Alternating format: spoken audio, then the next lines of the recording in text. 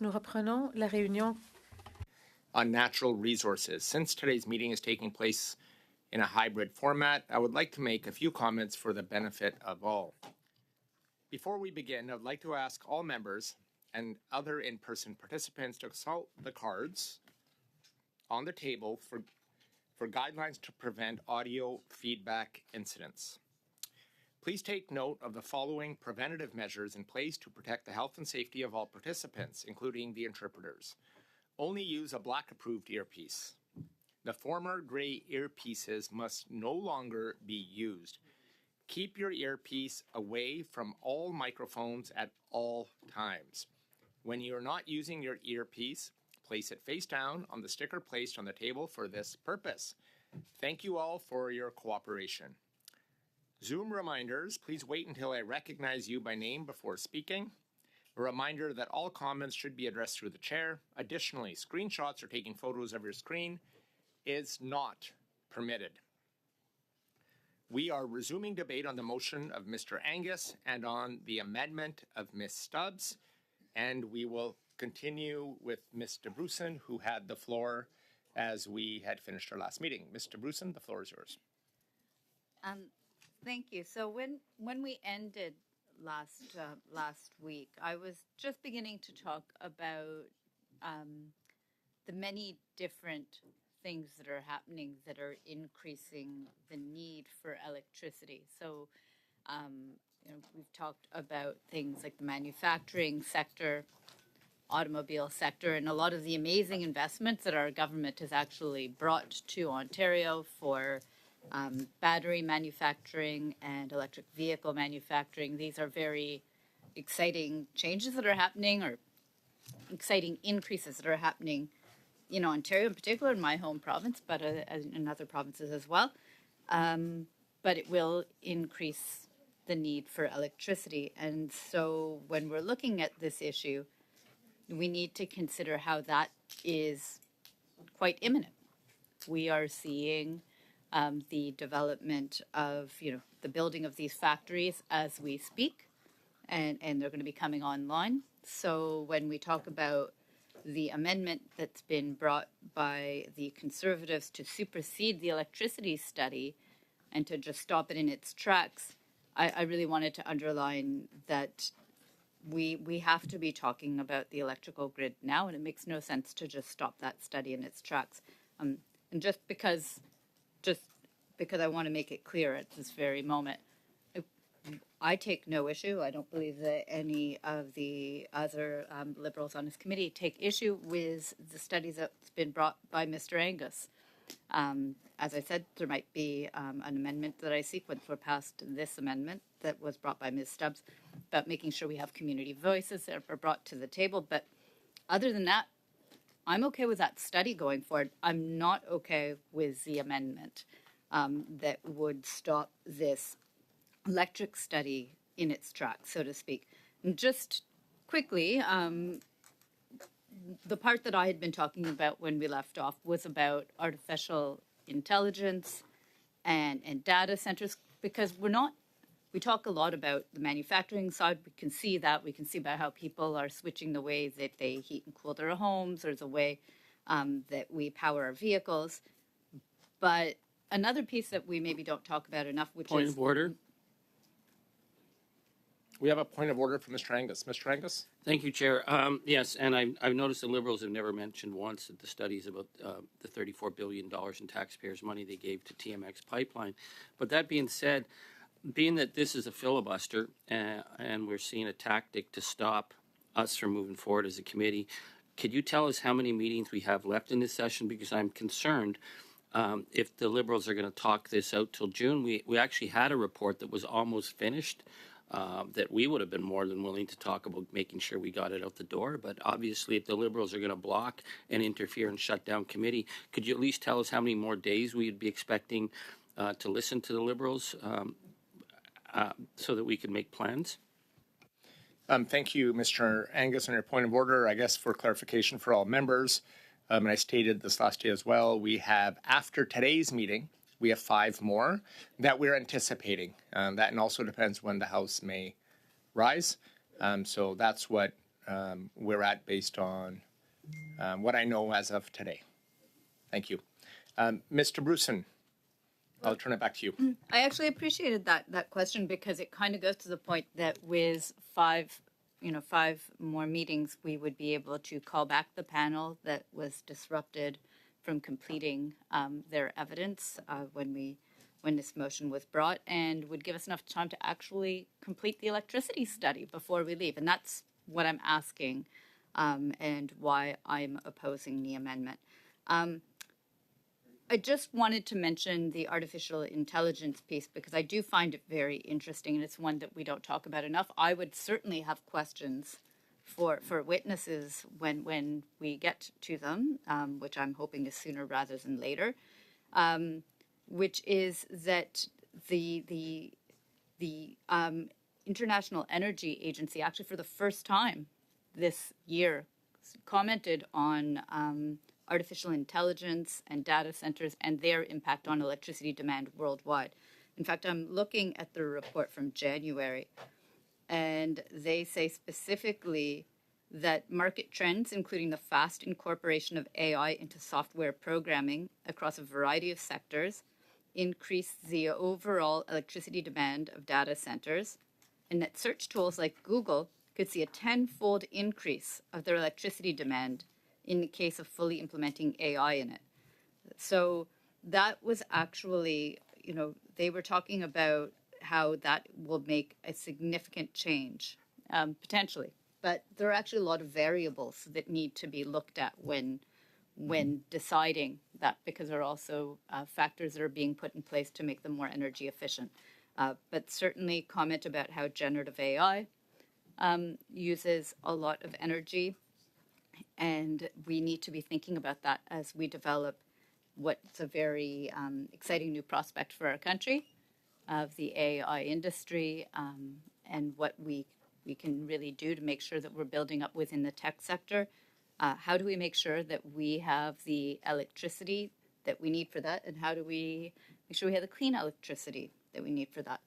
Now, just because I think it's very directly on point to the amendment that was brought by Ms. Stubbs, which seeks to stop the electricity study in its tracks and instead move to the next study, just kind of skip over one place to another.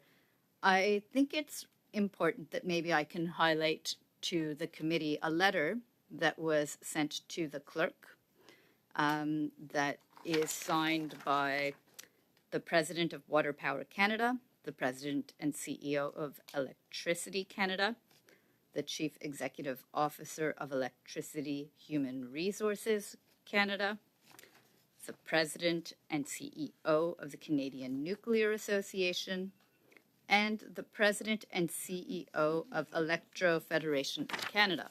So all of those people wrote, or all those leaders in the electricity industry wrote to us, and they said, I think it's important we hear this and think about what the electricity industry is asking of us. They said, "Dear members of the Standing Committee on Natural Resources," that would be all of us, "as representatives of the electricity sector, comprised of industry associations and companies from each province and territory, we strongly encourage you to..." Mr. Bruson, I ask you to hold for a moment. We have a point of order from Mr. Falk. Yeah, I'm just wondering, Mr. Chair, has that letter been distributed to committee members, if it's addressed to the committee? Yeah, I know the answer. Thanks.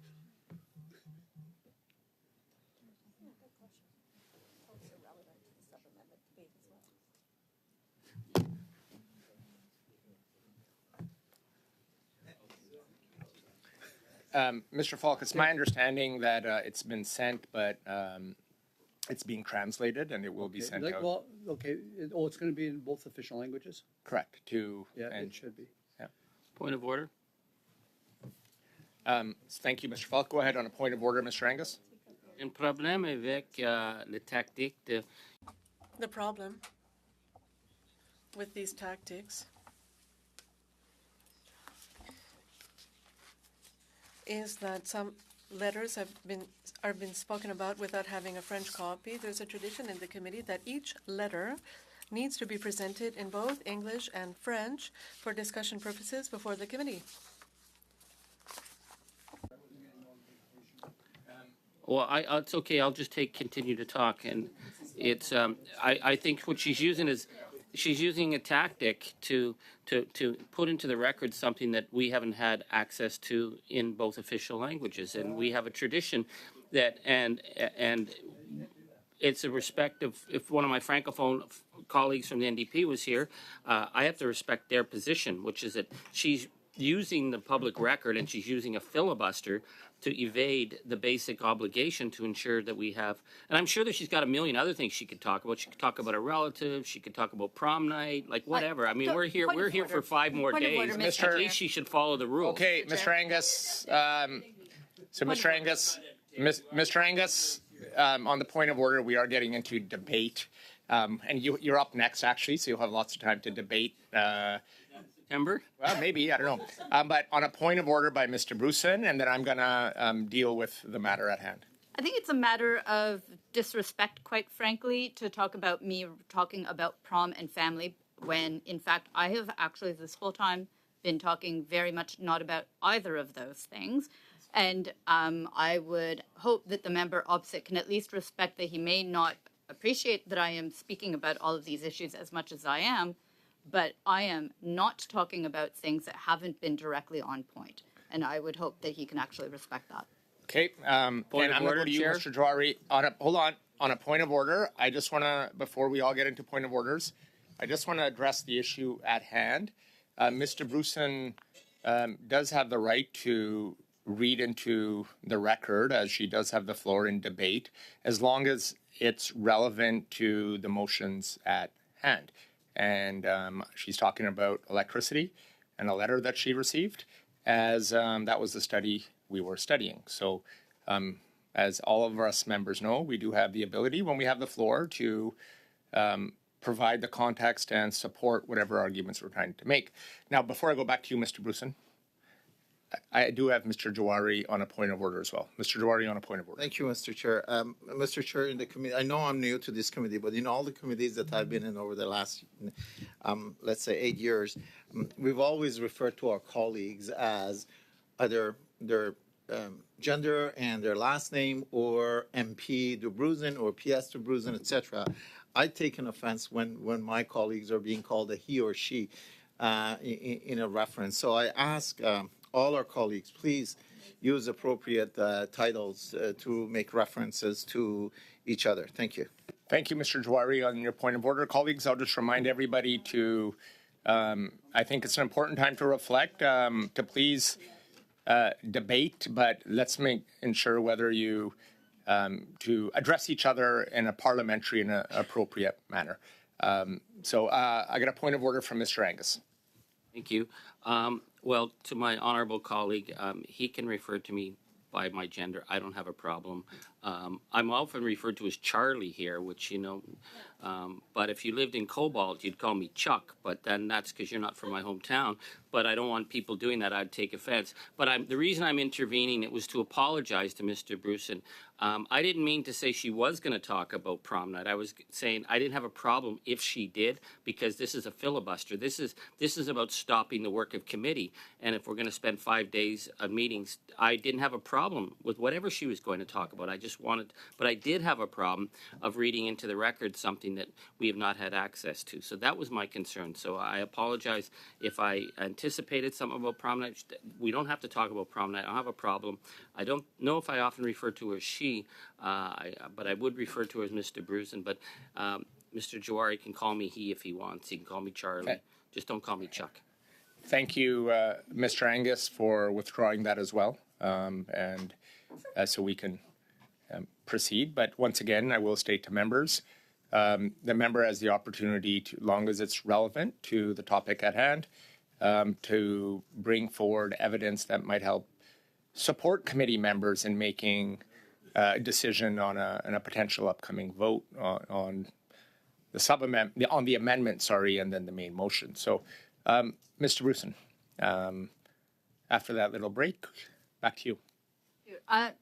So the reason I wanted to read this letter is because, and I've read other things and quotes along the way, is just because it goes to the very point that I've been raising, which is the need and urgency of continuing on the study on electricity that we had started. Before I go back to that letter, just to very much point out that Mr. Angus himself had opposed it when the Conservative previously have tried to stop one study to move on to the next. And so it's very much something that I would think he would understand, which is a need for us to stay with the plan that had been agreed upon. But going back to the representatives from the electricity industry, they wrote, as representatives of the electricity sector, comprised of industry associations. Mr. Bruson, we have a point of order. Can you hold again? Thank you. Go ahead. My original point of order, Mr. Chair, a letter is being referenced that's been addressed to the entire committee. And I've checked with Mr. Smart. He does not have a copy of that letter in the language that he communicates in. And I think that's unfair to reference a letter that is addressed to this committee when the committee hasn't seen it. Thank you, Mr. Falk. But as I reminded, members will get a copy. If that letter was sent to the clerk and the clerk is translating it, it will be provided to all members. But the member does have the right to bring forward any letters or information that she has that believes supports her argument. So, and that's what Mr. Bruson is doing. I'm not sure if this letter is the letter that everybody in the committee was sent to, or if this was just something sent to her and that she's reading into the record. But I'll let her continue on with her debate. I think it is under, she is allowed to present information that supports the argument she's making. And if you are reading the letter, Mr. Bruson, I would say just so translators can follow along.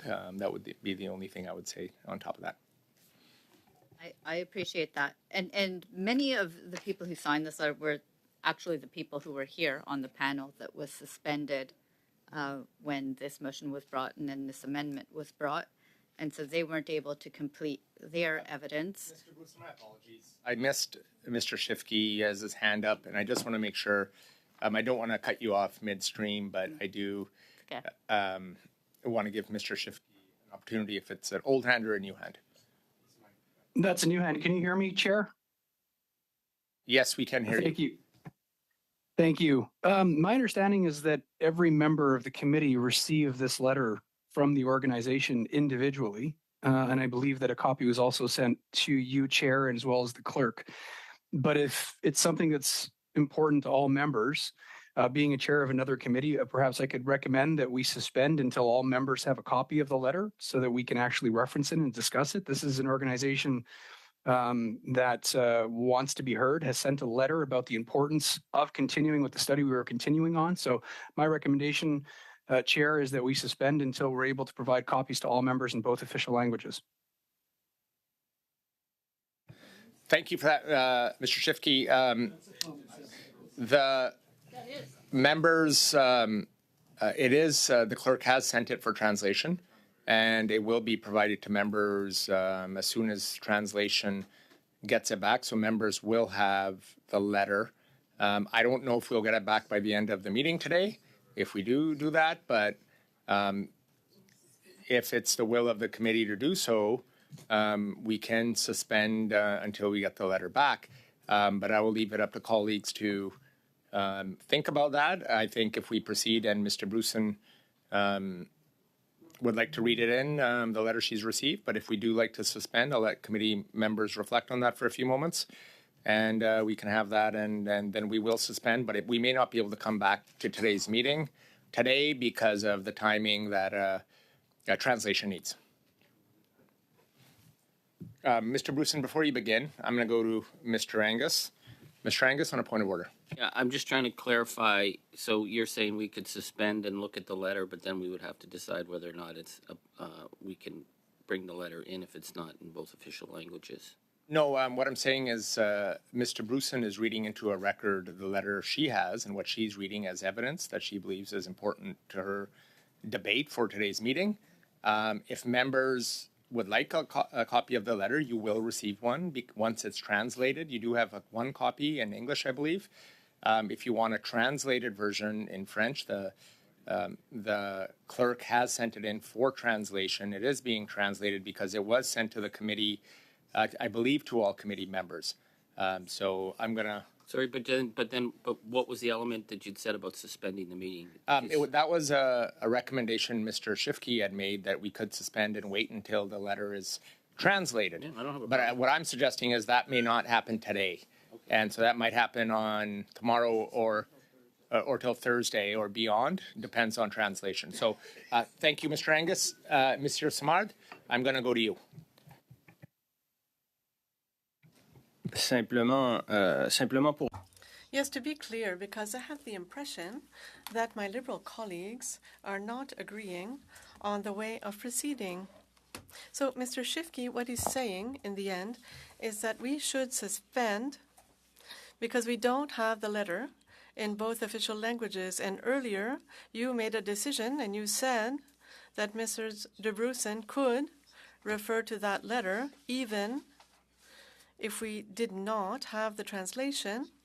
So I think this might pose a problem for Mr. Schiffke if he's asking us to adjourn, or to suspend rather, because we don't have the translation. The simplest solution is perhaps Mrs. de Bruson could set aside this letter and could filibuster on other things. I know this might be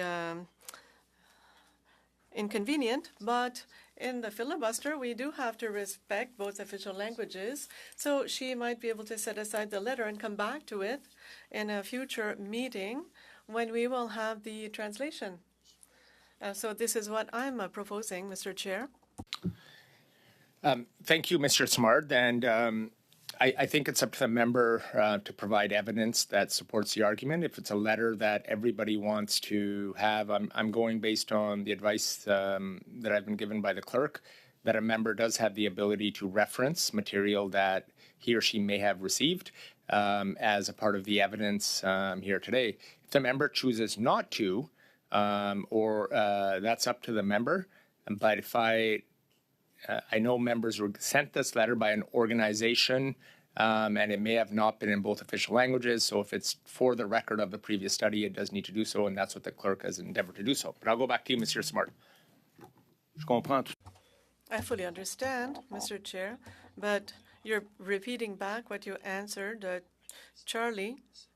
And so this letter is creating some discomfort, not only for Charlie, who raised it, my conservative colleagues who raised it, myself as a francophone, but also for Mr. Shifke, who suggested that we might suspend. So I think there's a majority of members who don't feel comfortable with the fact that Mrs. de Brussen is pursuing her reading of this letter.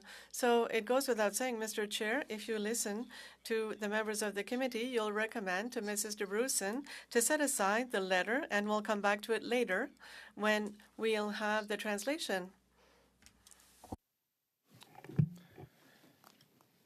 Thank you, Monsieur Smart.